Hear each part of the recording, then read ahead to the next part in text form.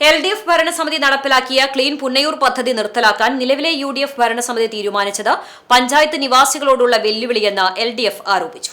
പൊതുനിരത്തുകളിൽ പുൽച്ചെടികൾ വളർന്ന് കാടുകളായി അതിൽ ഭക്ഷണാവശിഷ്ടങ്ങൾ വലിച്ചെറിഞ്ഞ് തെരുവുനായകളുടെ ശല്യമുണ്ടാവുകയും മദ്രസയിലേക്കും സ്കൂളുകളിലേക്കും പോകുന്ന വിദ്യാർത്ഥികളെയും മറ്റുള്ളവരെയും തുടർച്ചയായി തെരുവുനായ്ക്കൾ ആക്രമിക്കുകയും ചെയ്യുന്ന സാഹചര്യമുണ്ടായപ്പോഴാണ് 2022-2023 സാമ്പത്തിക വർഷത്തിൽ LDF ഭരണസമിതി ക്ലീൻ പുന്നയൂർ പദ്ധതി നടപ്പിലാക്കിയത്.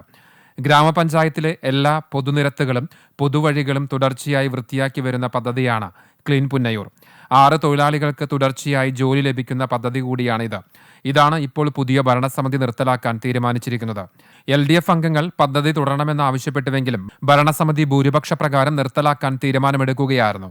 LDF ഭരണസമിതി നടപ്പിലാക്കിയ ജനക്ഷേമ പദ്ധതികളെല്ലാം തന്നെ നിർത്തലാക്കുക എന്ന UDFന്റെ രാഷ്ട്രീയ വിരോധ നയം ജനങ്ങളോടുള്ള വെല്ലുവിളിയാണെന്ന് പഞ്ചായത്ത് ഭരണസമിതി യോഗത്തിൽ LDF അംഗങ്ങളായ ബാബു മാസ്റ്റർ, ഷൈബ ദിനേശൻ, ഷഫീന മുനീർ, ഫൗസിയ ഹാഷിം, ഷൈമജ നസീർ എന്നിവർ കുറ്റപ്പെടുത്തി.